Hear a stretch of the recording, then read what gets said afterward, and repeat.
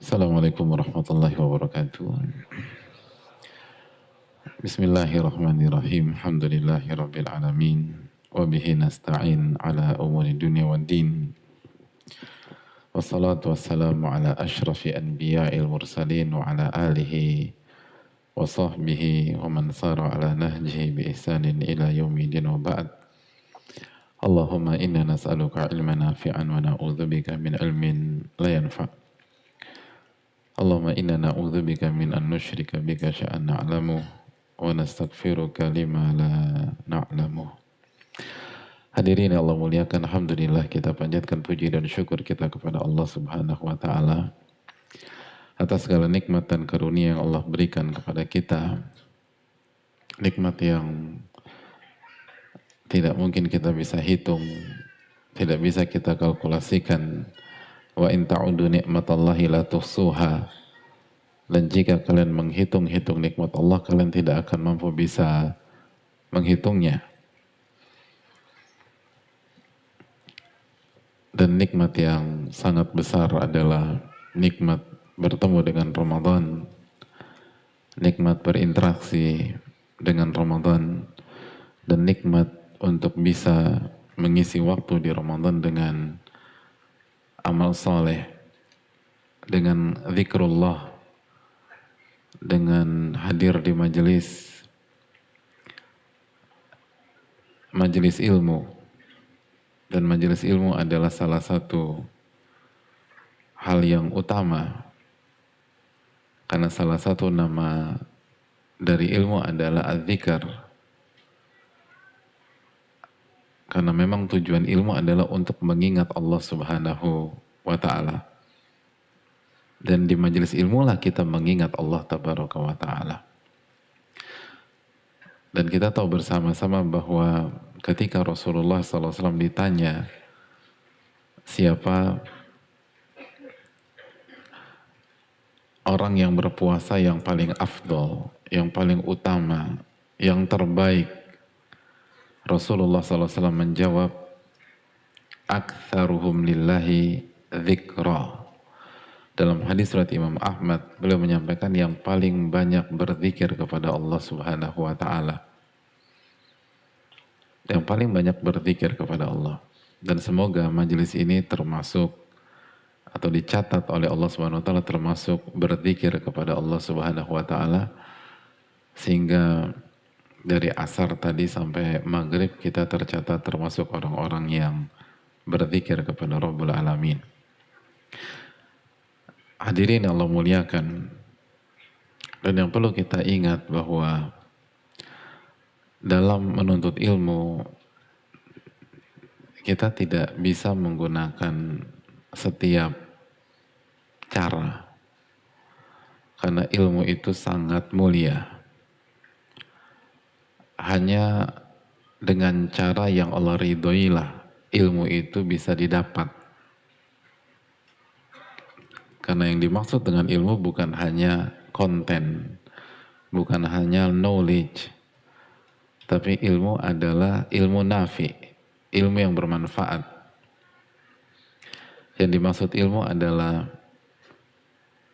sajiyah, sebagaimana yang keterangan yang dibawakan Al-Hafidh Ibnu Hajar, Saral fikhu sajiyah, ilmu itu menjadi karakter. Untuk bisa mendapatkan ilmu yang bermanfaat dan ilmu yang merubah karakter kita, dan karakter kita benar-benar menjadi karakter ilmu, maka kita harus menggunakan metode yang digariskan oleh para ulama. Generasi yang sudah terbukti mendapatkan ilmu yang bermanfaat, sudah terbukti, dan sejarah mereka sudah tertoreh di dalam buku-buku, yaitu para sahabat radhiyallahu ta'ala anhum, para tabi'in, para tabi'ut tabi'in, imam yang 4, dan para ulama-ulama lainnya. Dan kita tahu bersama-sama bahwa Imam Malik pernah mengatakan, lan tasluha hadhil ummatu illa bima saluha bihi awwaluha. umat ini tidak akan baik sampai atau kecuali dengan konsep dan metode yang membuat umat pertamanya baik. Jadi umat ini tidak akan baik kecuali dengan konsep yang menjadikan umat pertamanya atau generasi pertamanya baik.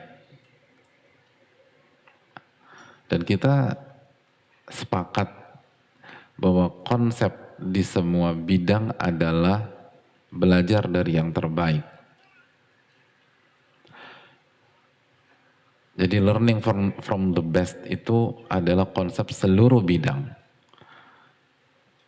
Seluruh bidang. Dan kalau kita bicara agama, kita bicara ilmu, kita bicara ketakwaan, kita bicara iman, maka yang terbaik adalah manusia yang disabdakan oleh Nabi SAW, khairun nasi qarni. Sebaik-baik manusia adalah generasiku. Thumma alladhina yalunahum.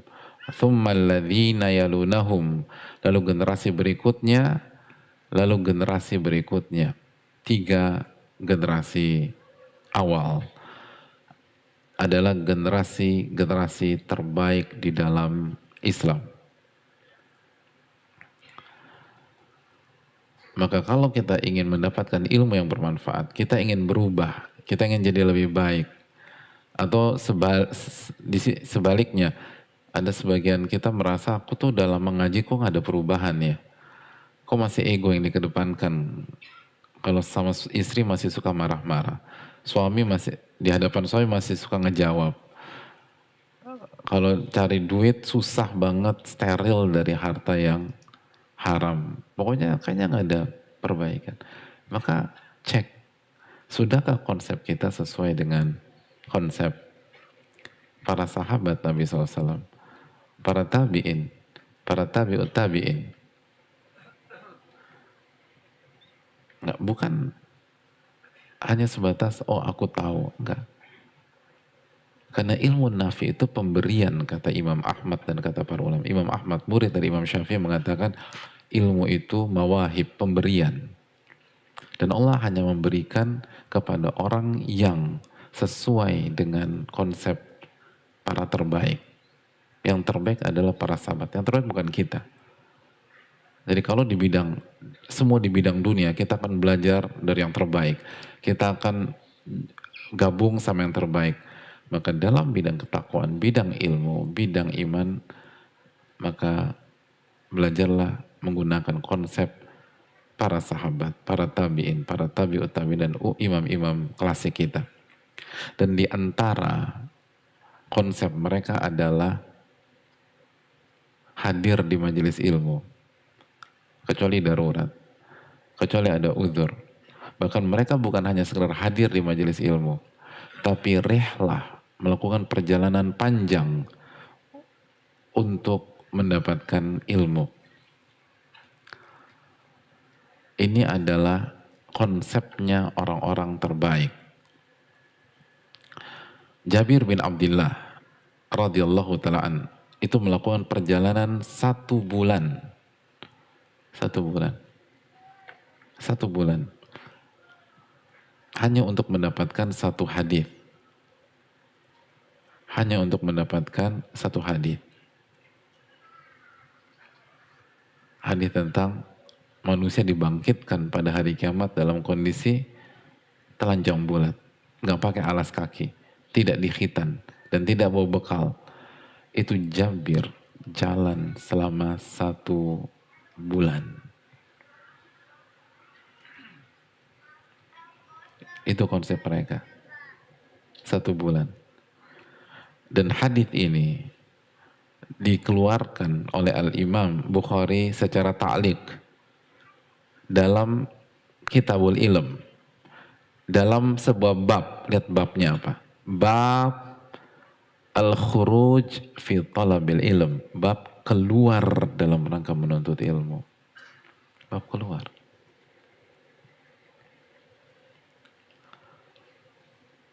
itu pentingnya keluar untuk duduk di majelis. Allah tuh tahu bahwa akan ada segala kecanggihan sosial media, tahu. Tapi tetap pentingnya majelis itu tidak bisa tergantikan.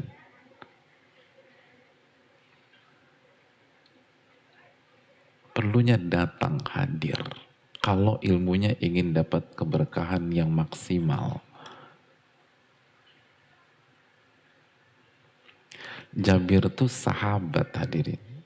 Radhiyallahu ta'ala. Kira-kira kalau beliau nggak dapat hadis ini, akan membatalkan status beliau sebagai sahabat apa tidak? Tidak. Dan sahabat surga. Tapi tetap jalan kaki untuk satu hadis. Padahal kalau beliau nggak tahu hadis ini, dengan alasan jauh, bisa jadi beliau dapat dari cara yang lain. Ada orang datang ke beliau kasih tahu hadisnya. Tapi begitulah konsep. Makanya itu bab Imam Bukhari. Bab al-khuruj. Keluar, kata Imam Bukhari. Dalam rangka menuntut ilmu. Ini hal penting. Kita harus jaga konsep klasik ini. Karena kembali ke kata Imam Malik, lan tasluh hadhil umma illa bima saluha bihi awwaluha. Umat ini tidak akan jadi baik kecuali dengan konsep yang membuat umat pertamanya menjadi baik dan terbaik. Itu penting.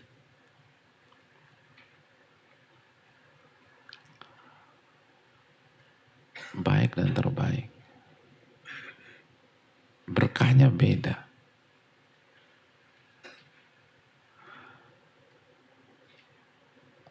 Sa'id bin Musayyib, orang nomor satu dalam ilmu fikih di generasi tabi'in. In kuntu la arhala al ayyama wal layali fi talabil hadithil wahid. Aku itu seringkali atau polaku itu melakukan perjalanan rihlah, perjalanan jauh, menghabiskan waktu beberapa siang dan beberapa malam, berhari-hari maksudnya, berhari-hari hanya untuk mengejar satu hadis, berhari-hari satu hadis. Satu hadis berhari-hari. Lihat. Orang-orang terbaik begini polanya. Ini orang terbaik di dalam ilmu fikih.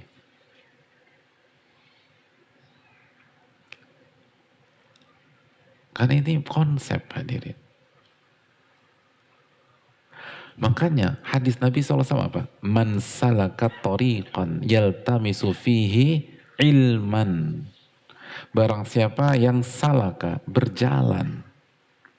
Man salaka tariqan yaltamisu fihi ilman. Sahalallahu lahu bihi tariqan ilal jannah. Maka Allah akan mudahkan dan pintaskan jalannya menuju surga. Barang siapa yang berjalan. Oh berarti kalau online gak boleh? Boleh. Boleh. Namun itu tidak bisa menggantikan keberkahan berjalan. Keberkahan keluar. Keberkahan melangkah.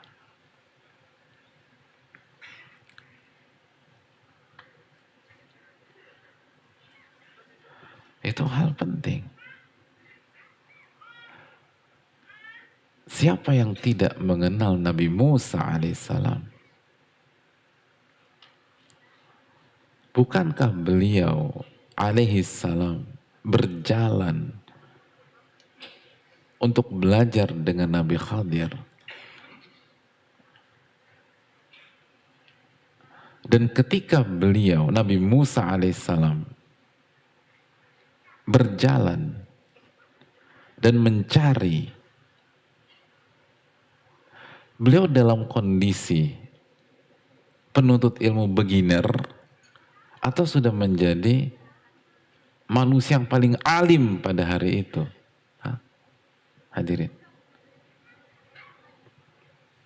Hadirin. Ketika beliau mengejar ilmu itu, beliau dalam posisi pemula atau penuntut ilmu yang baru-baru,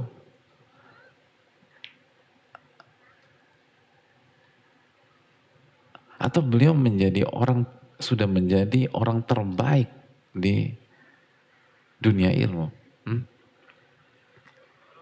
Apa dalilnya? Hah? Kenapa? Apa? Emang ada dalilnya di situ? Beliau terbaik.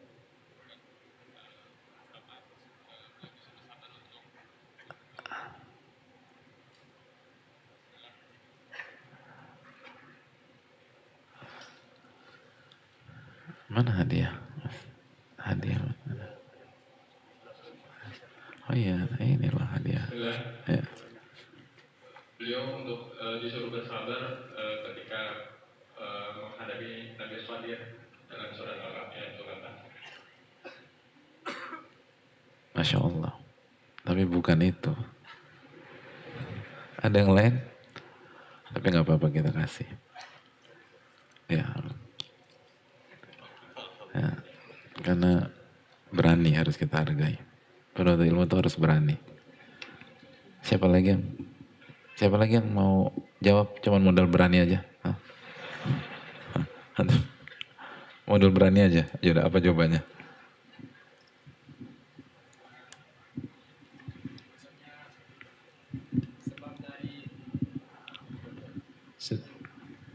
Bismillah. Bahwasannya sebab mengapa Nabi Musa alaihissalam diperintahkan oleh Allah untuk menemui Nabi Khidir adalah apa yang disampaikan oleh Rasulullah dalam hadis beliau tentang seorang yang bertanya kepada Nabi Musa, siapa yang paling alim? Maka Nabi Musa menjawab bahwasanya yang paling alim adalah saya. Dan jawaban itu sebenarnya adalah jawaban yang benar, namun Allah ingin menegur beliau sehingga diperintahkan untuk bertemu Nabi Khidir. Ayo, Masya Allah. Ternyata tuh nggak hanya modal berani aja ya, boleh dapat banyak berarti. Foto. Nah, silakan. Jangan dimakan sekarang. Dalam riwayat, jazakallahu khairan, dalam riwayat Nabi Musa kan ditanya siapa orang paling alim di muka bumi ini, dan beliau mengatakan saya, dalam rangka menjelaskan fakta, bukan kesombongan. Tapi lalu Allah mendidik Nabi Musa, jangan pakai bahasa itu. Walaupun itu fakta. Akhirnya belajar. Berarti beliau berjalan keluar, bukan keluar rumah lagi nih, keluar negeri beliau. Itu dalam posisi orang yang paling alim di muka bumi. Itu masih keluar.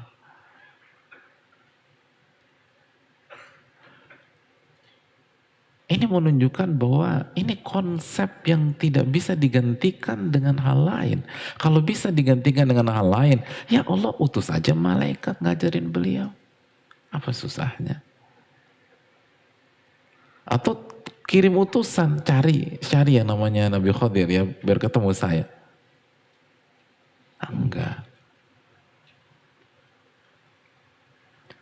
Online tuh penting, hadirin. Dan nikmat yang harus kita syukuri. Tapi apakah itu konsep yang di nomor satukan? Kita perlu dudukkan. Berkah datang itu luar biasa. Berkah hadir itu tuh luar biasa. Makanya kata Al-Imam Ibnu Rajab Al-Hanbali ketika menjelaskan tentang kisah Nabi Musa, "Falau stagna ahadun 'anir rihla fi talabil ilmi lastagna anhu Musa." Kalau ada orang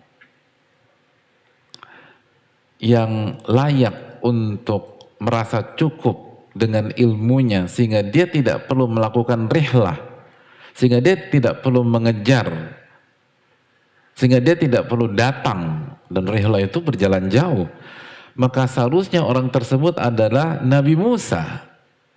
Haitsu kana a'tahu Allahu Taurah allati kataba lahu fiha an kulli syai'. Karena Allah telah memberikan Taurat dan sudah tertulis dalam Taurat segala hal. Segala hal. Ini kata Ibnu Rajab. An kulli syai', segala hal.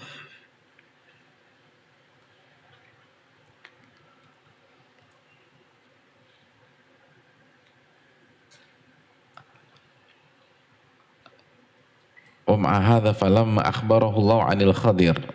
Tapi walaupun beliau sudah punya semuanya, lihat punya semuanya. Jadi kalau kita punya tablet, punya gadget, punya wifi, Nabi Musa punya Taurat di saat itu. Semua ada di situ. Dan gak usah khawatir kehilangan sinyal di Taurat itu. Enggak, Nabi Musa gak khawatir kehilangan koneksi. Taurat, semua kata Nabi, kata Ibnu Rajab rahimahullah. Tapi begitu Allah menyebutkan tentang Nabi Khadir yang memiliki ilmu khusus, sa'ala sabila ila liqa'ihi, maka Nabi Musa bertanya tentang bagaimana cara bertemu dengan Nabi Khadir. Itu. Nah, udah ada nih, udah ada Taurat, nggak usah. Nggak begitu. Tsumma sara huwa wa fatahu ilaih. Lalu Nabi Musa berangkat bersama Yusha bin Nun, murid beliau.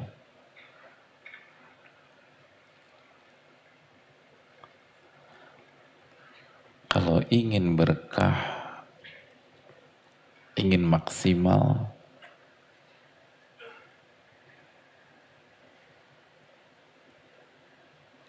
datang ke majelis. Itu penting. Datang ke majelis. Itu baru kita bicara konsep secara substansi. Belum kita bicara keutamaan-keutamaan lainnya. Setiap langkah kaki ke masjid itu pahala apa enggak hadirin? Hah? Enggak ya? Derajat diangkat apa tidak? Diangkat.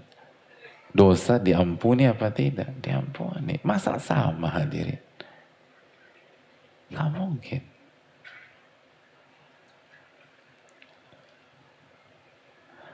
Belum lagi jelas-jelas mendapatkan hadis Nabi, majtama' qaumun fi baitin min buyutillah yatluna kitaballah wa yatadarasuna bainahum illa nazalat alaihim sakinah wa ghasyiyatuhumur rahmah wa hafathumul malaika wa dzakarahumullahu fi man indah. Tidaklah sebuah kaum berkumpul di rumah Allah, mereka saling membaca, mengkaji Al-Quran, kecuali ketenangan itu muncul. Ketenangan itu diturunkan, nazalat alaihim sakinah. Ketenangan itu turun. Wa ghasyiyatuhumur rahmah, dan diliputi rahmat Allah.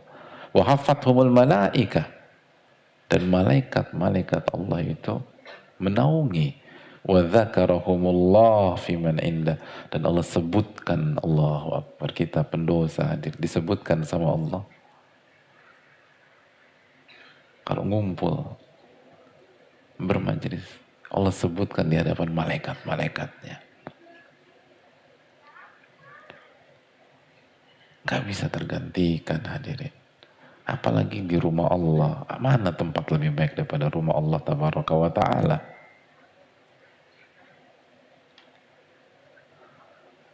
Luar biasa. Belum lagi sisi lain, kita ketemu dengan orang-orang soleh. Bismillah. Nahsabu kadzalik wallahu hasibul nazaki, orang-orang yang berusaha satu visi dan misi. Dan itu kita gak ketemukan kalau kita hanya di rumah. Dan ketemu orang soleh itu penting hadirin. Apalagi kondisi sekarang. Kondisi nggak mudah hadirin. Banyak orang terjepit dengan kondisi finansial. Ada yang futur. Udah lama nggak kajian, futur. Ketemu orang soleh itu booster keimanan. Kata Raghib Al-Asfahani, hadirin, pengaruh teman duduk yang soleh atau orang soleh itu bukan hanya sebatas di ucapan dan di perbuatan, bahkan seringkali cukup dengan melihat mereka iman tuh nambah, hadirin. Cukup dengan ngeliat, beda. Lalu di mana tempat yang lebih bagus ketemu orang-orang seperti itu kecuali di masjid, di majelis. Ini nggak, dia nggak perlu belum bicara aja iman nambah, hadirin. Itu pengaruh, beda. Pokoknya kita harus, dan mumpung Allah kasih kesempatan. 2 tahun ini kita belajar banyak. Kalau Allah mau tutup, bisa dengan gampang Allah tutup. Allah buka kesempatan. Masa kita nggak maksimalkan, hadirin? Jangan sampai nanti kita dikategorikan kufur nikmat. Jadi ini yang perlu ditekankan. Mumpung ada kesempatan. Beda, majelis itu beda, hadirin. Majelis, malaikat datang majelis, hadirin. Wa ghasyiathumur rahmah wa haffathumul malaika. Malaikat tuh naungin. Masa sama, hadirin? Malaikat naungin. Malaikat naungin. Dan tadi ngelihat langsung orang soleh itu beda. Makanya sebagian para ulama itu kalau lagi banyak tekanan, banyak masalah pelik, itu pergi ke guru mereka, ke majelis atau ketemu langsung gurunya. Itu belum konsul, belum curhat, plong hati, hadirin. Baru ngeliat aja. Itu dialami oleh Imam Ibnul Qayyim ketika beliau memberikan testimoni. Belum bicara tentang masalahnya di hadapan Syekhul Islam, plong. Itu diriwayatkan juga dari Imam Malik ketika bertemu dengan Imam Ibnu Munkadir. Belum cerita aja, plong hati. Ngeliat teduh gitu, hadirin.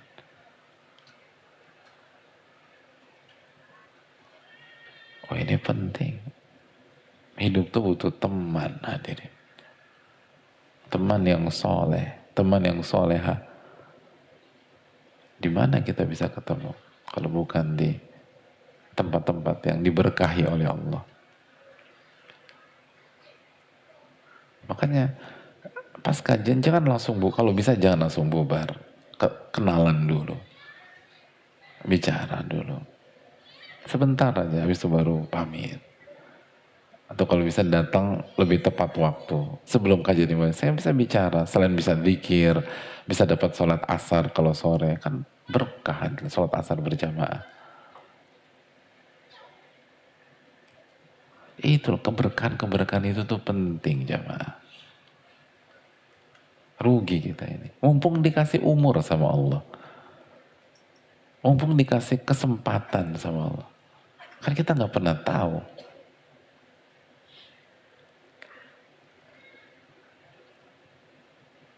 Makanya banyak-banyak bersyukurlah kepada Rabbul Alamin.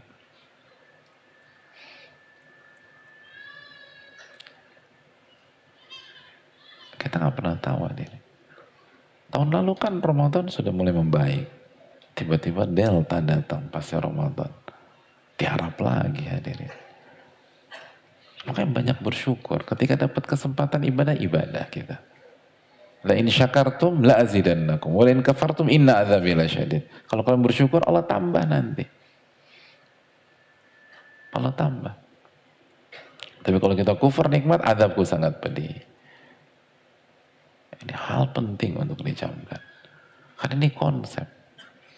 Karena kita banyak dengar teman-teman itu down. Kan berat, hadirin. Banyak bisnis turun. Terus nggak ada komunitas.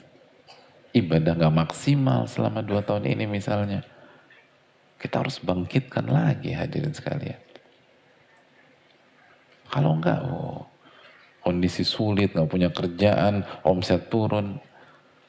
Lalu kita nggak punya majelis, kita nggak punya waktu untuk datang ke rumah Allah, nggak ketemu sama teman-teman sesama penuntut ilmu, berat, berat, berat. Dan kita akan ditanya nanti dari kamu, "Tsumma latus'alunna yawma idzin 'anil na'im." Kalian akan ditanya tentang nikmat yang Allah kasih kepada kalian. Karena nggak setiap negeri atau daerah itu seberuntung kita. Ada kesempatan, ada tempat, ada kajian. Ada banyak tempat nggak bisa ada kajian. Nggak ada gurunya. Atau ada kendala apa. Maka ketika Allah kasih, bersyukurlah. Kita harus syukuri. Oleh karena itu, sekali lagi, tidak akan jadi baik umat ini, kata Imam Malik, sampai mengikuti konsep generasi yang terbukti menjadi terbaik. Dan konsepnya diantaranya apa? Kata Imam Bukhari, khuruj fi talabil ilm, keluar untuk menuntut ilmu, datang, hadir, tentu saja dengan menjaga hal-hal teknis yang dibutuhkan. Tapi hidup harus jalan terus, hadirin. Dan tawakal sama Allah. Dan jangan pernah merasa puas. Kalau cukup, Nabi Musa seharusnya yang paling berhak demikian. Ingat kata Imam Ibn Rajab tadi, Nabi Musa dikasih Taurat dan ada semua di situ. Dan beliau yang minta, tolong kasih tahu saya rute bisa ketemu dengan Nabi Musa. Beliau minta.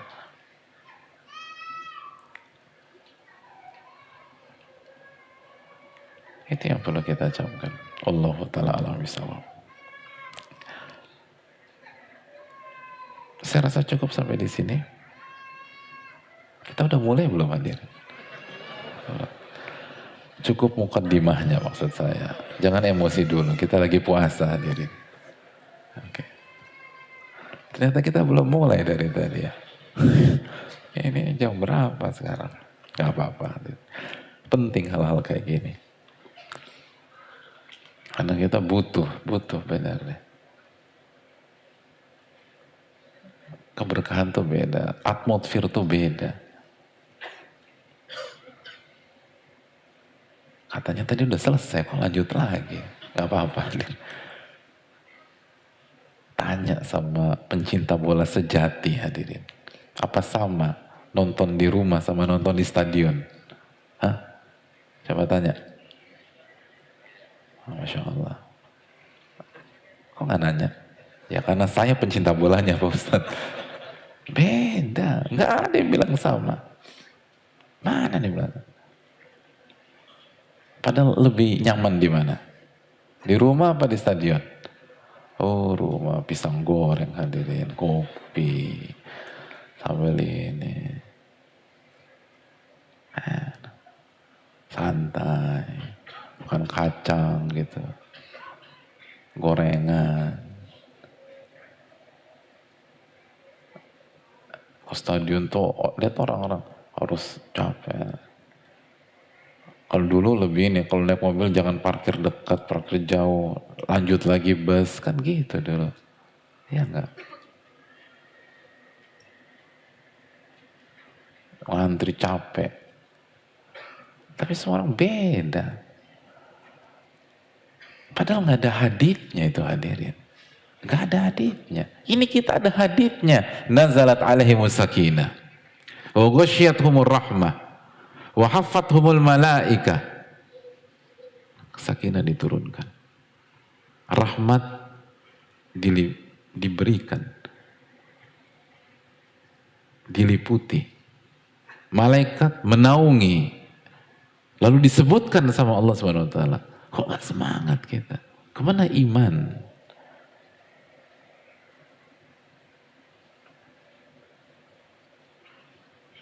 Kemana iman? Coba tanya itu pencinta bola. Coba tanya. Emangnya nggak bisa? Bisa, beda. Semua orang ngerti, hadirin, beda. Ini rumah Allah, berkah, hadirin. Dan kita harus jaga majelis kita. Maka datang, ngomong ada kesempatan.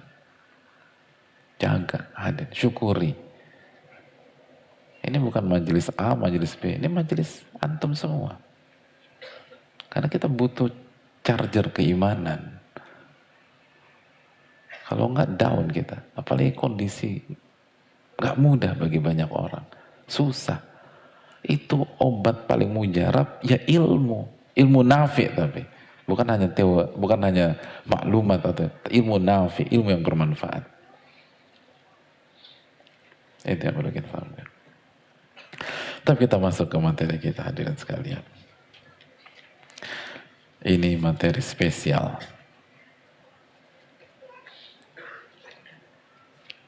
Nabi kita Shallallahu Alaihi Wasallam bersabda, "Tuba liman wajada fi sahifatihi istighfaran katsira." Kata baginda Rasul Sallallahu Alaihi Wasallam, sungguh beruntung bagi orang yang mendapatkan buku catatan amalnya penuh dengan istighfar yang banyak. Jadi di buku catatannya itu istighfar.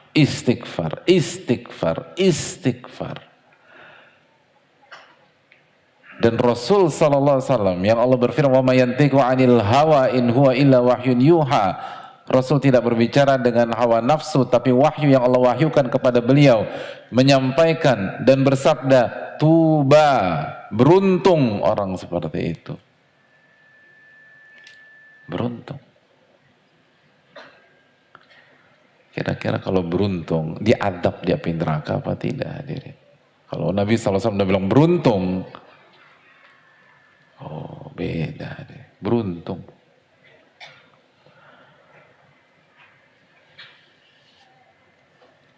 Lalu,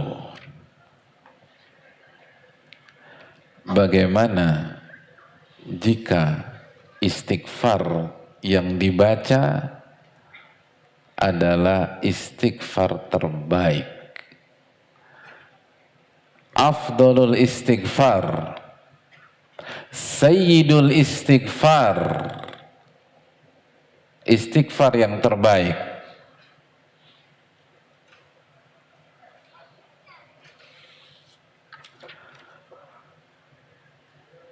Bayangkan betapa dan seperti apa beruntungnya orang tersebut.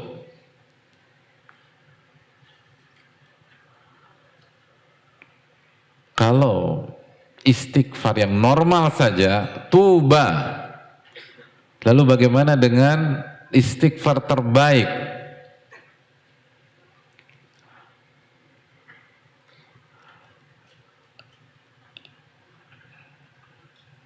Nabi kita SAW bersabda ketika berbicara tentang istighfar terbaik atau sayyidul istighfar, "Man qalaha minan nahari muqinan biha famata min yaumihi qabla an yumsiya fahuwa min ahlil jannah." Barang siapa yang membacanya di waktu pagi atau siang, minan nahar, waktu pagi, muqinan biha, dia yakin dengan apa yang dia baca. Harus yakin, hadirin. Bukan hanya baca, bukan hanya hafal, tapi yakin dengan apa yang dia baca. Famata min yaumihi, lalu dia wafat di hari tersebut. Dia baca di waktu pagi, jangan ditunda-tunda. Waktu pagi dibaca, karena kita nggak tahu. Kita wafat bisa jam 7 pagi, bisa jam 8, bisa jam 9, bisa jam 10. Dia wafat, dia udah baca. Dan dia yakin dengan apa yang dia baca. Dia wafat di hari tersebut sebelum sore. Fahuwa min ahlil jannah, maka dia masuk surga. Dia termasuk ahli surga. Allahu Akbar. Wa man qalaha minal lail, dan barang siapa yang membaca di waktu malam atau sore, zikir petang, Wa huwa muqinun biha, dan dia yakin dengan apa yang dia baca. Dia yakini setiap kalimat-kalimat tersebut. Famata qabla an yusbih, lalu dia wafat di malam tersebut sebelum pagi. Fahuwa min ahlil jannah, dia termasuk ahli surga. Allahu Akbar. Sayyidul istighfar. Istighfar yang Al-Imam Bukhari masukkan ke dalam kitab beliau, dan beliau menulis bab afdalil istighfar, bab sebaik-baik istighfar. Sebaik-baik istighfar.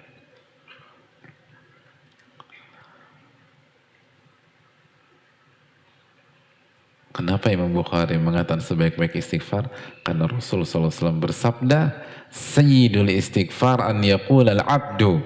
Sayyidul istighfar, istighfar yang terbaik, penghulunya istighfar adalah ketika seorang hamba membaca Allahumma anta rabbi la ilaha illa anta khalaqtani wa ana abduka wa ana ala ahdika wa wa'dika mastata'tu a'udzu bika min syarri ma sana'tu abu'u laka bi ni'matika alayya wa abu'u bi dhanbi faghfirli fa innahu la yaghfiru dzunuba illa anta. Nabi katakan sayyidul istighfar, itu istighfar terbaik, hadirin.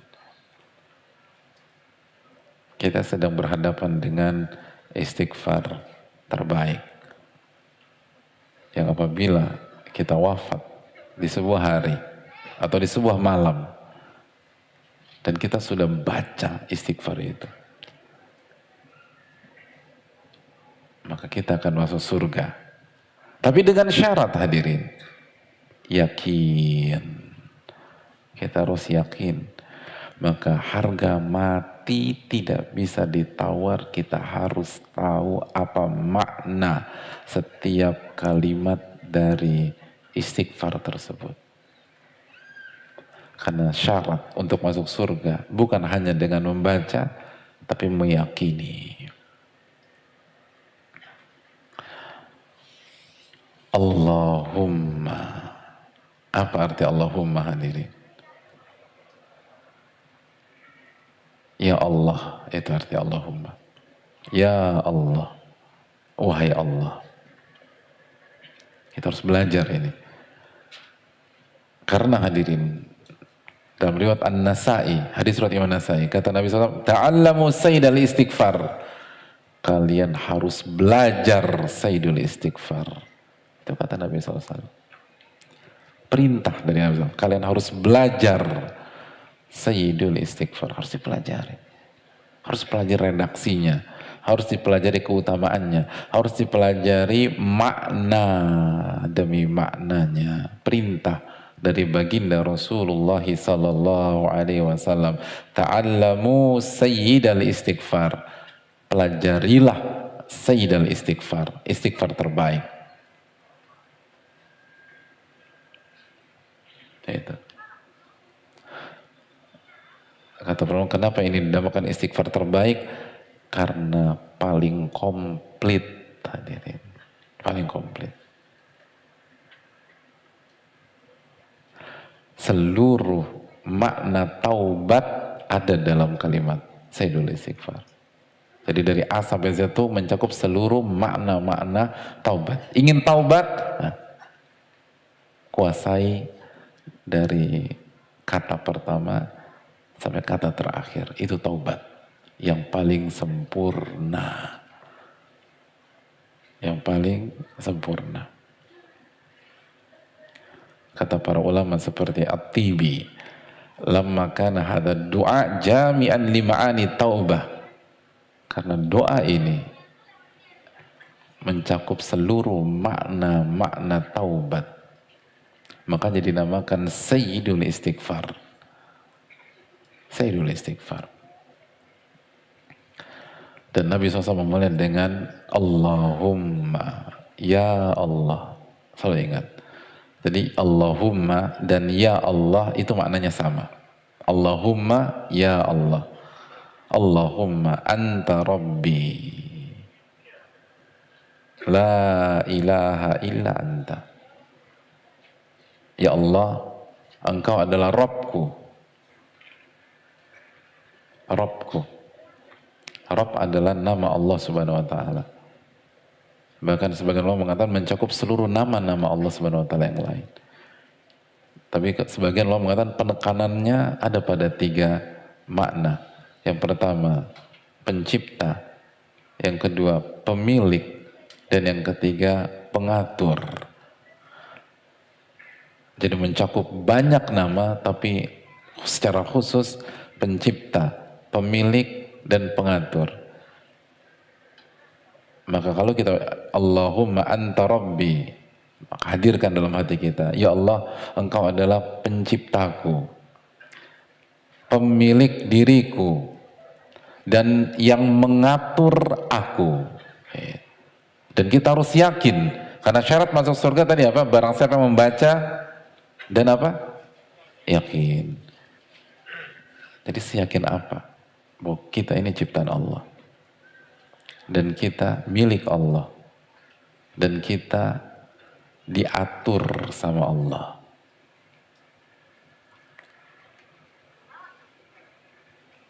Kita ciptaan Allah. Kita milik Allah. Kita tuh milik Allah. Kita nggak miliki apapun. Maka apabila ada sesuatu yang hilang dari diri kita, pantaskah kita terpuruk?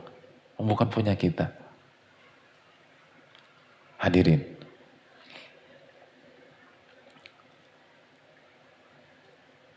Mobil sport car seharga 8 miliar hilang, milik tetangga. Antum terpuruk apa enggak? Jujur. Enggak. Kenapa? Karena orang kaya kita. Apa arti 8M Pak Ustaz? Ya.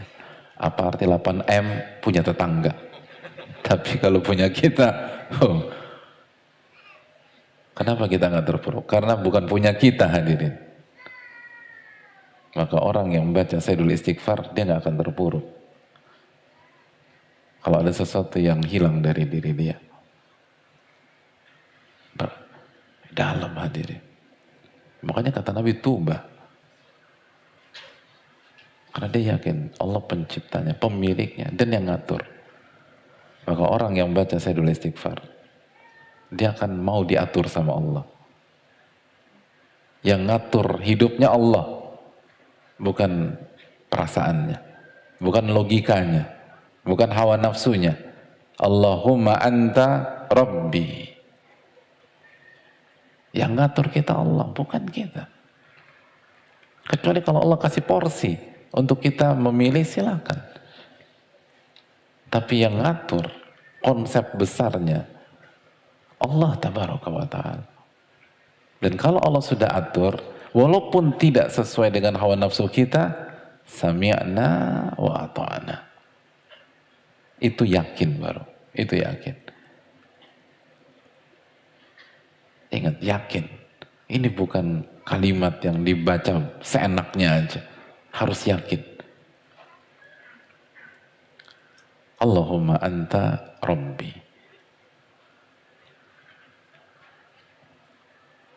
Allah yang menciptakan kita. Pemilik kita, pemilik. Pemilik kita. Dan yang mengatur kita.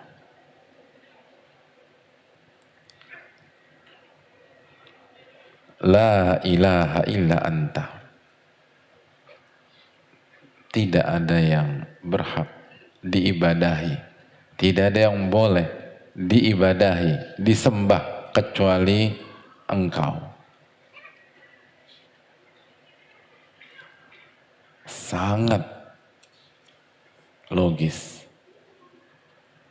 Ketika kita meyakini Allah lah yang menciptakan, Allah lah pemilik, Allah lah yang berhak ngatur, maka otomatis Nggak ada yang boleh diibadahi kecuali Allah Subhanahu wa taala. Allah berfirman dalam surat Al-Anbiya ayat 92, "Wa ana rabbukum fa'budun." Dan aku adalah Rabb kalian, maka beribadahlah kepada diriku, kata Allah. Wa ana rabbukum fa'budun. Jangankan yang menciptakan, jangankan yang milik. Wong pihak yang menggaji kita aja, kita nurut secara teknis.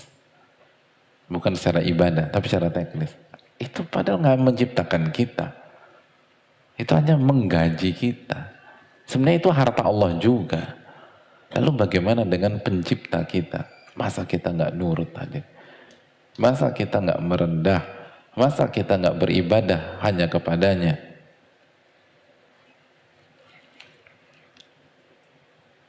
Lalu Nabi menekankan,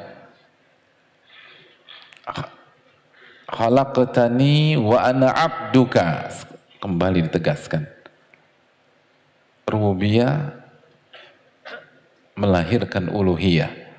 Keyakinan bahwa Allah menciptakan melahirkan pengakuan bahwa kita ini hamba dan hanya beribadah kepada Allah. Khalaqtani, engkaulah penciptaku. Wa ana abduka, dan aku adalah hambamu. Kita hamba, hadirin. Hamba, bukan bos, hamba. Hamba, bukan pengatur. Hamba, bukan pemilik. Hamba, hamba, rendah, hadirin. Bukan pendebat. Bukan tukang interupsi kalau sudah ada ayat Allah Subhanahu wa taala. Kalau sudah ada ketetapan dari Allah. Bukan pengkomplain ketika Allah sudah takdirkan sesuatu. Kita ini hamba. Hamba itu nurut, hadirin. Hamba itu nerimo. Hamba itu sami'na wa ata'na. Khalaqtani wa ana abduka. Dan hamba adalah simbol kerendahan, ketundukan, kepatuhan kepada Rabbul Alamin. Kita bukan siapa-siapa. Maka bersikaplah sebagai hamba. Makanya nggak cocok kalau pagi hari kita baca Sayyidul Istighfar, lalu jam 9, jam 10 kita bantah sebuah ayat Al-Quranul Karim. Nggak cocok. Hamba mana berani ngebantah. Nggak cocok pagi-pagi kita baca Sayyidul Istighfar, lalu jam 12 ketika kita dinasehati, dan nasihatnya benar sesuai dengan dalil, lalu kita ngejawab karena emosi, karena hawa nafsu. Nggak cocok. Kalau sore hari kita baca Sayyidul Istighfar, lalu pas kita pulang ke rumah, kita tekan istri kita, padahal jelas-jelas kita yang salah. Atau kita jawab suami kita, padahal jelas-jelas kita yang salah. Dan Allah sudah perintahkan untuk para suami berbuat baik kepada istri, dan Allah perintahkan istri taat kepada suami. Itu nggak cocok, hadirin.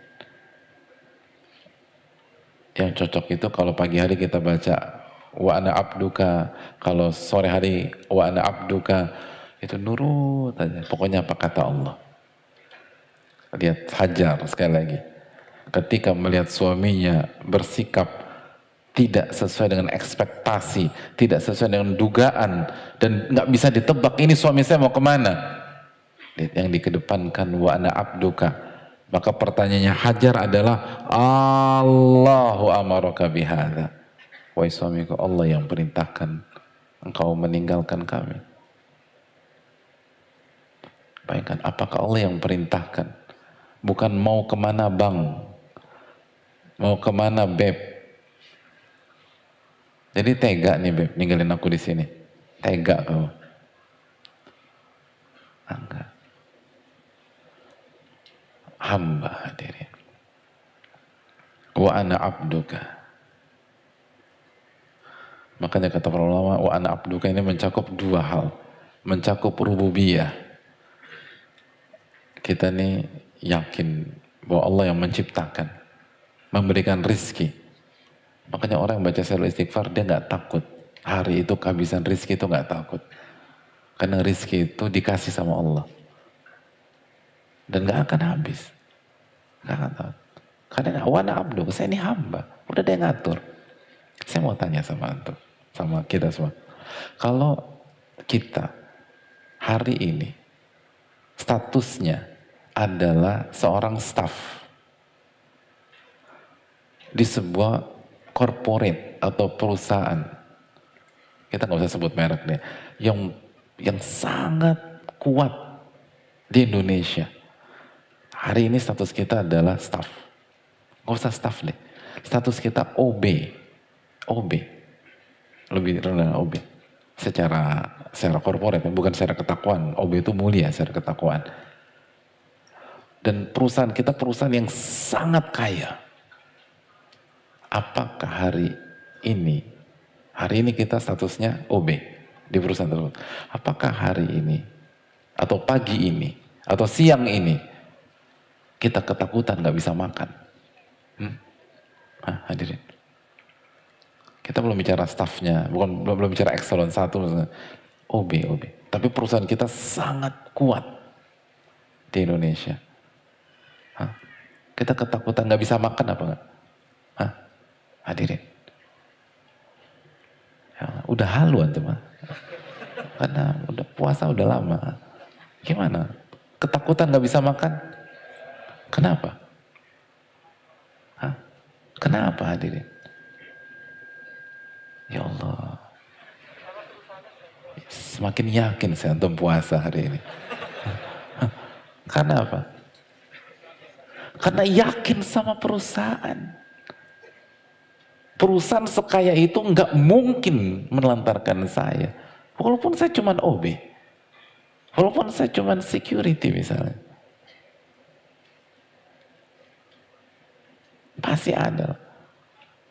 Jangan perusahaan yang sangat kuat. Ada banyak perusahaan itu asal niat ke pantry aja paling nggak ada kerupuk di situ. Iya, kantornya jangan langsung ingat dia. Minimum ada kerupuk. Oh kerupuk, oke hadirin. Kita dulu di pondok yang penting ada kerupuk makan. Kerupuk. Atau ada sambal cocol. Ada nasi anget di magic jar. Jadi udah. Asal niat ke pantry. Terus udah tinggal seduh teh. Ada kopi. Iya kan? Ke pantry aja semua boleh ambil. Jadi ketika hari ini status kita sebagai staff. Saya nggak bicara staff. Yang di bawah. Kita nggak akan ketakutan, nggak bisa makan pada hari itu. Lalu bagaimana mungkin seseorang yang yakin hari ini dia adalah hamba Allah, Al-Ghani, Ar-Rahman, Ar-Rahim, Al-Muhsin, lalu dia ketakutan nggak bisa makan, bingung ketika dia dipecat.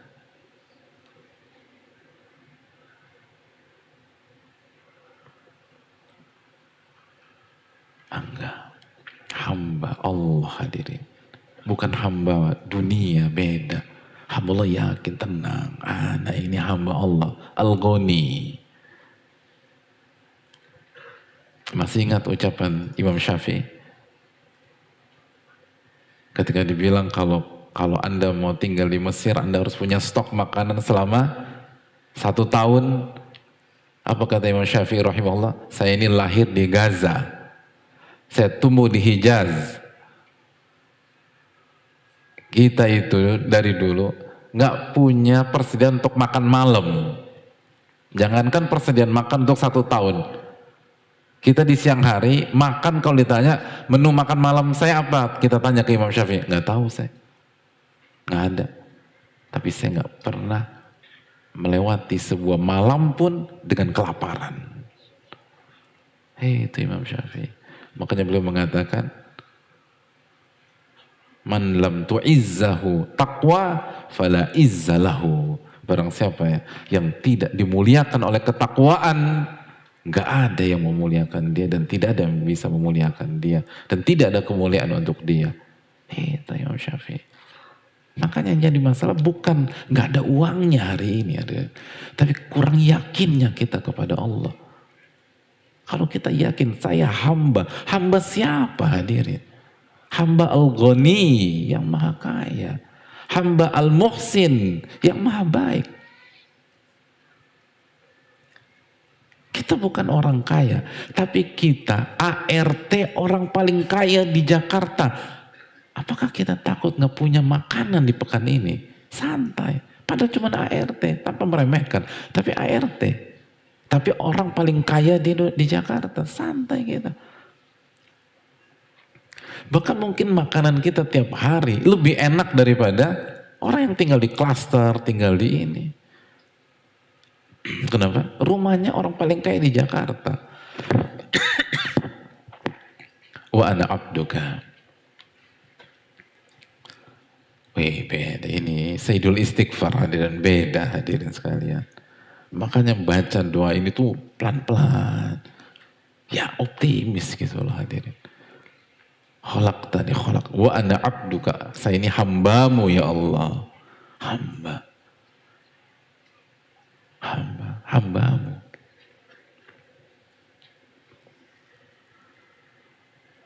Wa ana ala ahdika wa wa'dika mastata'tu. Kita lanjutkan. Dan aku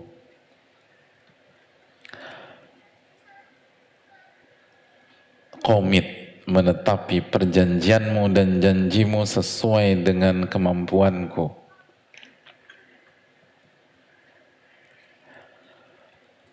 Aku menetapi dan aku komit dengan perjanjianmu dan janjimu semampuku.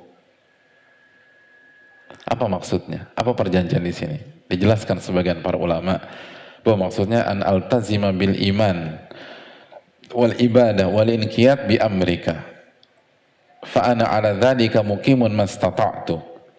Maksudnya perjanjian untuk beriman, untuk beribadah, untuk nurut dan tunduk. Perjanjian untuk beriman, kita punya perjanjian dengan Allah hadirin, untuk beriman, untuk beribadah, untuk nurut.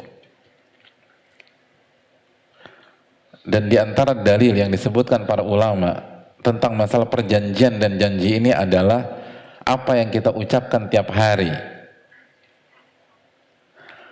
Saya bacakan ucapan para ulama. Wal abdu fi kulli salatin bal fi kulli raq'atin yu'ahidallaha ala ikhlasil ibadah lahu iyyaka na'budu wa iyyaka nasta'in. Seorang hamba di setiap salat, bahkan setiap rakaat itu membuat perjanjian dengan Allah untuk senantiasa mengikhlaskan ibadah hanya kepada Allah. Apa maksudnya? Maksudnya adalah ayat iyyaka na'budu wa iyyaka nasta'in. Mulai maghrib ini hadirin, ketika kita baca iyyaka na'budu wa iyyaka nasta'in, atau ketika kita mendengar iyyaka na'budu wa iyyaka nasta'in, hadirkan bahwa saya sedang membuat perjanjian dengan Allah. Perjanjian. Gak gampang hadirin, janji sama Allah. Kita buat perjanjian dengan yang punya neraka hadirin. Iyyaka na'budu wa iyyaka nasta'in. Sebagaimana kita buat perjanjian dengan yang punya surga. Iyyaka na'budu wa iyyaka nasta'in. Ini perjanjian. Memang selawat begitu aja? Enggak. Perjanjian.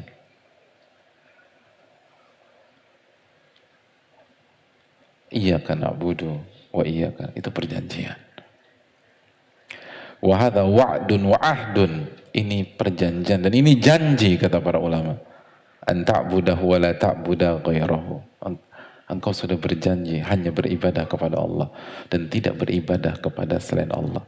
Engkau hanya meminta kepada Allah dan tidak kepada selain Allah. Perjanjian hadirin. Bukan hanya sekedar bacaan sederhana atau suaranya enak.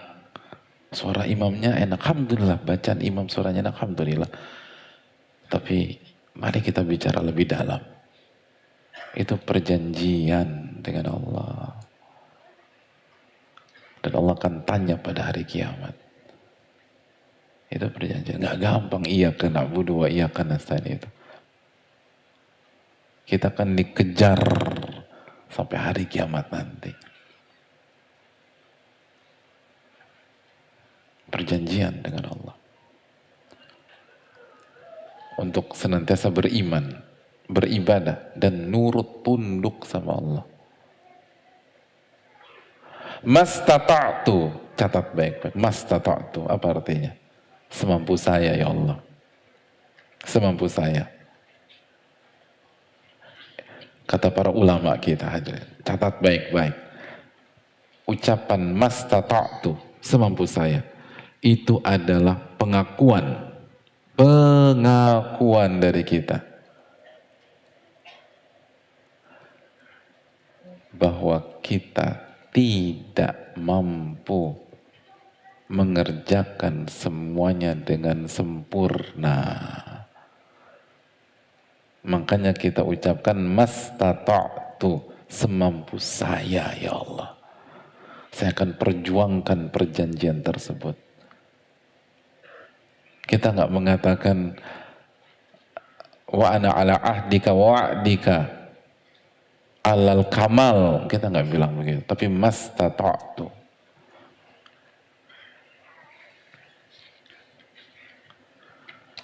Itu pengakuan kita lemah, hadirin.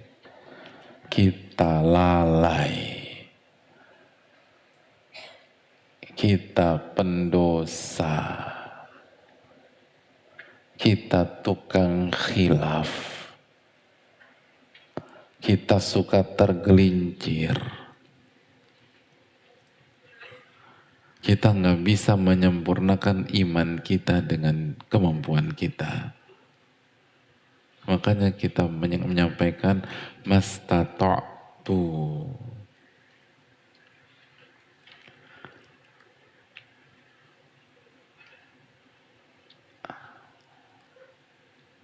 Mastata'tu.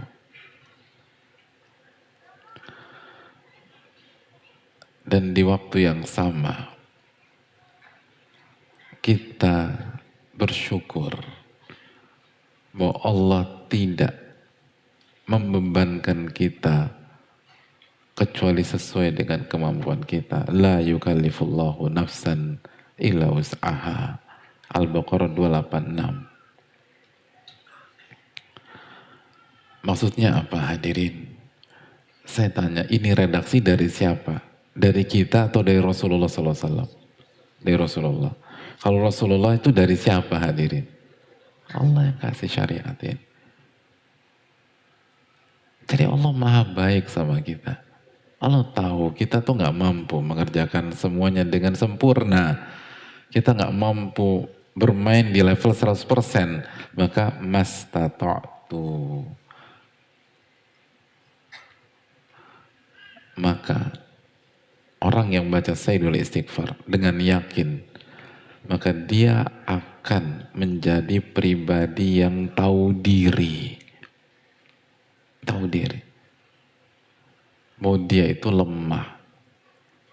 Sesenior apapun di dunia kajian, dia lemah. Dia itu lalai. Sesenior apapun di dunia dakwah, tetap aja dia lalai.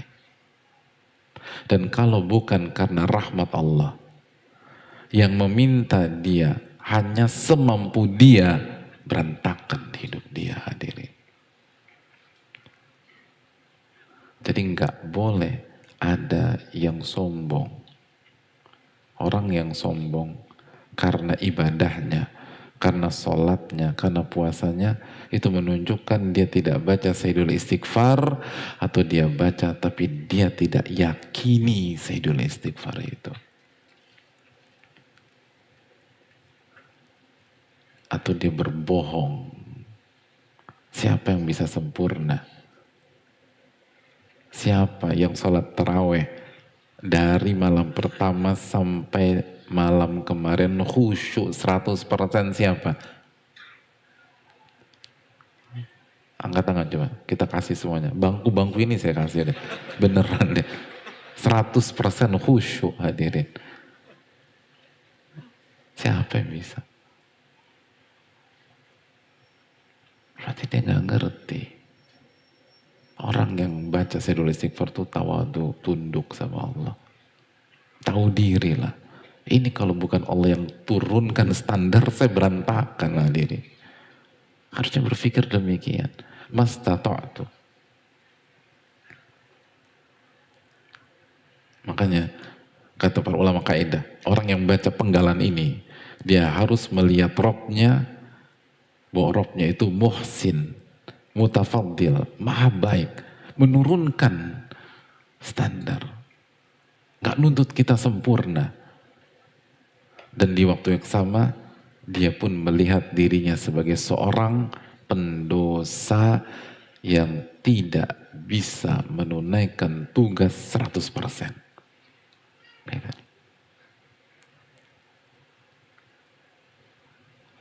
Gak bisa udah. Jadi jangan mengklaim kita 100% hadirin. Itu nggak pernah baca ini atau nggak yakin dengan apa ini. Jangan pernah mengklaim kita 100%, saya hebat. Lalu berikutnya syaitan bermain, kita serang orang. Kan itu salah satu PR kita itu. Orang kita tuntut 100%. Kita excuse. Gitu, merasa diri, oh bukan salah saya. Tapi orang, Anda harusnya begini, Anda kok begini. Padahal kita dengan dia sama-sama pendosa. Kita dengan dia sama-sama gak sempurna. Kok Allah gak tuntut kita sempurna kok. Allah gak tuntut dia sempurna. Kok Anda tuntut dia sempurna? Anda lebih tinggi dari Allah. Allah gak tuntut kita, dia sempurna. Allah tuntut kita berjuang semampu kita, itu aja. Fattaqullaha mastata'tum dalam surat At-Taqabun. Bertakwalah kepada Allah semampu Anda. Kok kita nuntut orang sempurna? Apa hak kita hadirin? Atau kita merasa diri kita sempurna? Kesombongan itu ada, ujub. Orang yang baca Sayyidul Istighfar gak ada begitu. Saya pendosa.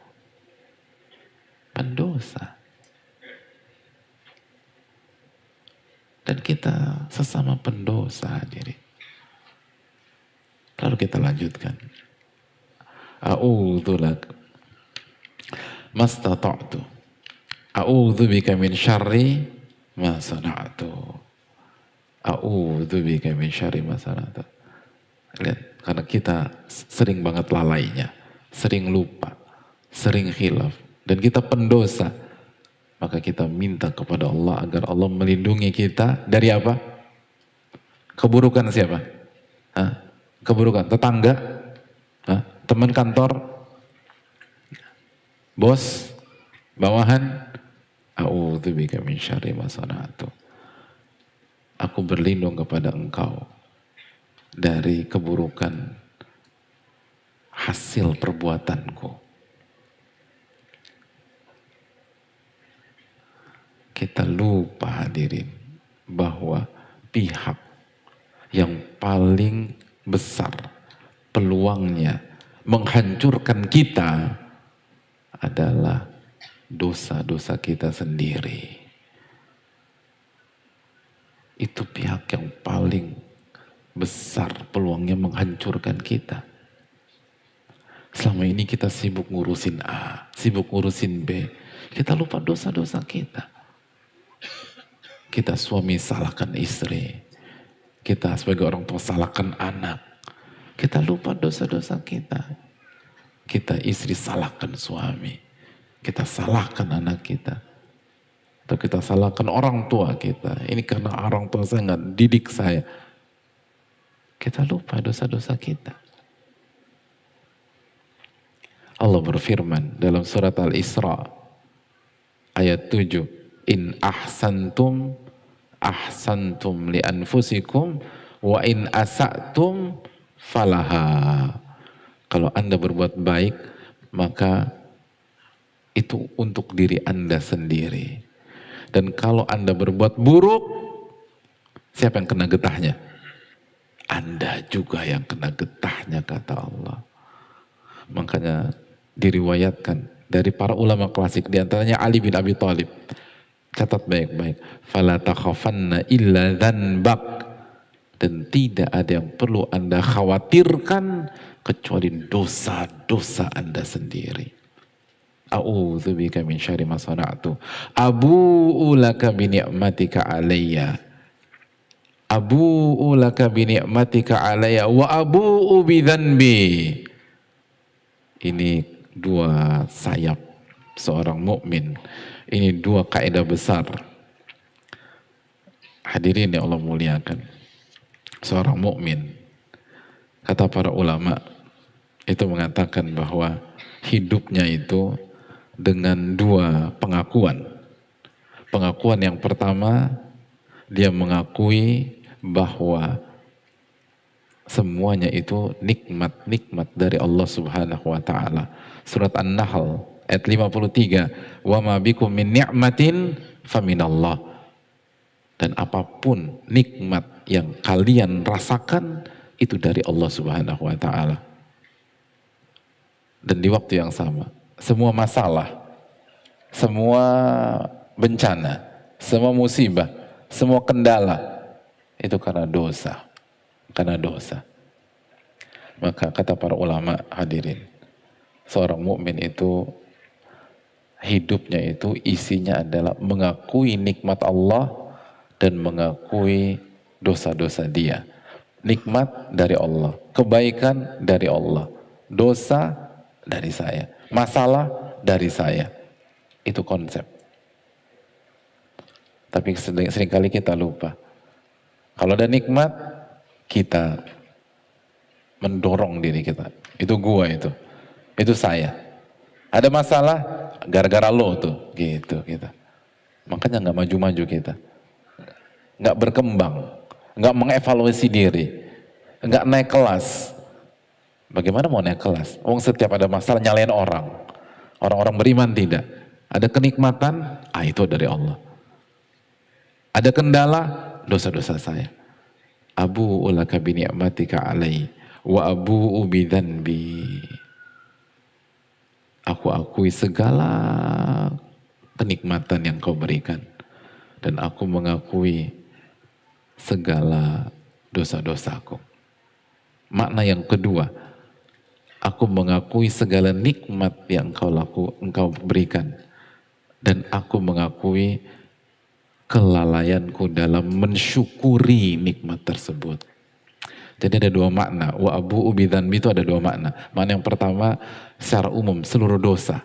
Makna yang kedua secara khusus gagal bersyukur dengan maksimal terhadap nikmat Allah. Jadi kalau abu'u laka bi ni'matika alayya, aku akui segala nikmat engkau.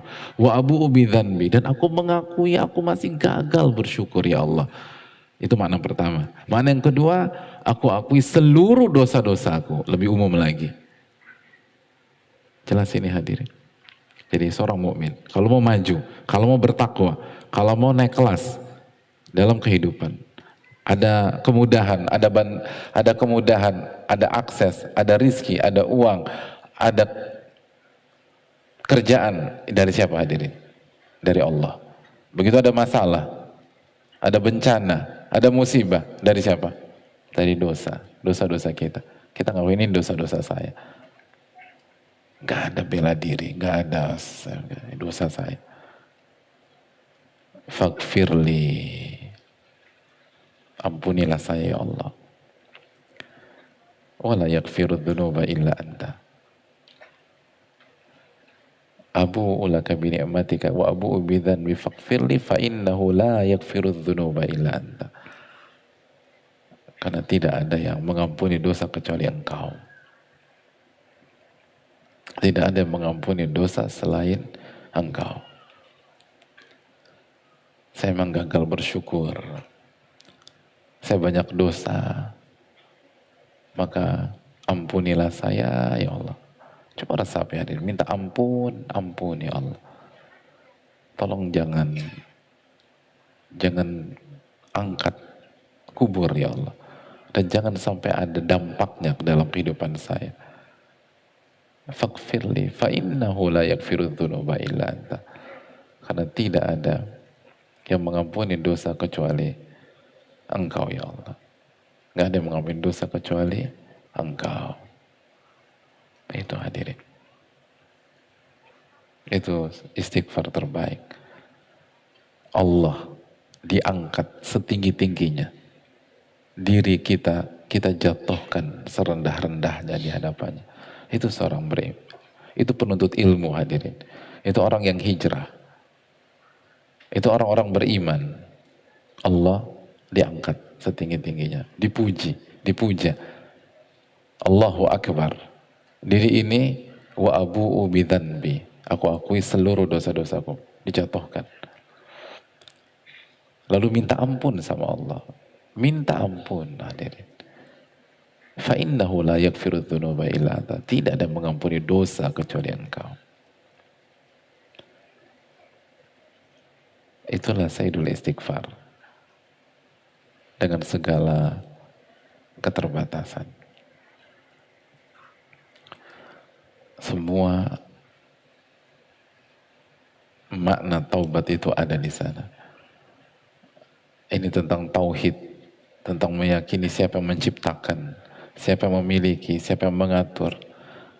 Lalu keyakinan itu berbuah, kita harus beribadah hanya kepada Allah. Dan kita akui kita punya janji dengan Allah. Dan kita gak sempurna dalam memenuhi janji itu. Dan gak akan pernah sempurna. Kita yang pendosa, kita yang lalai, kita yang penuh kekurangan. Kita yang entah berapa ratus sholat kita pernah tinggalkan hadirin. Entahlah berapa ratus hari kita tinggalkan gak berpuasa di Ramadan tahun-tahun lalu. Sampai kita sering pusing sendiri. Ada berapa hari yang kita tinggalkan. Kita yang pernah ngebentak orang tua. Itu kan janji sama Allah hadirin. Kita yang mengkhianati pasangan kita. Mungkin dia tidak tahu. Dan setelah kita berubah pun, dia nggak tahu kita pernah khianati dia dulu. Tapi Allah tahu hadirin. Allah tahu. Dan itu janji kita dengan Allah. Kita yang punya anak, tapi nggak pernah didik tuh anak kita. Pada Allah mengatakan, ku anfusakum wa ahlikum naro. Jagalah diri kalian dan keluarga kalian dari api neraka. Itu kan janji sama Allah. Kita akan didik dia dengan benar. Tapi kita nggak didik dia hadirin. Itu kan dosa hadirin. Kita punya janji sama Allah. Maka kita minta ampun. Minta sama Allah, ya Allah tolong jaga saya dari diri saya sendiri. Dari dosa-dosa saya. Dari dampak perbuatan maksiat yang saya lakukan. Ya Allah saya akui segala nikmat Engkau. Engkau maha sempurna. Semua dari Engkau. Saya yang salah. Saya yang banyak dosa. Bukan Allah disalahin. Sebagian orang marah-marah sama Allah. Padahal tugasnya gak pernah dikerjakan. Sholat aja bolong-bolong. Terus ada marah-marah sama Allah. Allahu Akbar. Kita puji Allah. Diri ini yang kita salahkan. Dosa kita perbuat tadi. Semua ibadah kita lakukan, kita belum bisa mengganti oksigen yang Allah kasih ke kita. Kok pantaskah kita mengkomplain Allah? Wa abu'u bidzanbi. Faghfirli fa innahu la yaghfiru dzunuba illa anta. Ampunilah aku dan tidak ada yang bisa mengampuni dosa kecuali dirimu. Hafalkan hadirin. Baca dan yakini. Baca pelan-pelan, resapi. Jangan buru-buru, resapi pelan-pelan. Pelan-pelan. Ingat, sambil ingat dosa kita. Kita baca di waktu pagi, ingat dosa-dosa kita waktu malam hadirin. Kita baca waktu sore, ingat dosa kita waktu pagi, waktu siang, sebelum asar tadi dosa apa kita ini. Terus minta ampun sama Allah. Minta ampun. Itu Kalau kita baca dengan keyakinan, lalu Allah takdirkan kita wafat di hari itu, masuk surga, hadirin. Surga. Masuk surga. Dan khususnya baca di bulan Ramadan. Baca kita. Biar dimudahkan kita ibadah. Biar kita dimudahkan untuk baca Quran, cari Lailatul Qadar, baca doa ini. Semoga Allah kasih taufik kepada kita. Sudah jam segini. Masih ada waktu nggak? Masih bisa? Nggak bisa? Atau nanti badan? Ya. Tapi jazakallah khairan. Kita harus persiapan untuk buka. Tidak ada sesi tanya jawab. Semoga Allah ampuni dosa-dosa kita. Dan ini istighfar terbaik yang harus kita pelajari dan kita amalkan. Semoga Allah kasih ilmu nafi dan baca doa sebelum kita buka nanti, maksimalkan doa orang yang berpuasa diijabah oleh Allah Tabaraka Ta'ala, dan fokus meminta agar Allah terima amal ibadah kita dan memberikan kita ilmu nafi. Subhanakallahumma wa bihamdika asyhadu an la ilaha illa anta astaghfiruka wa atubu ilaik. Assalamualaikum warahmatullahi wabarakatuh. Syukran.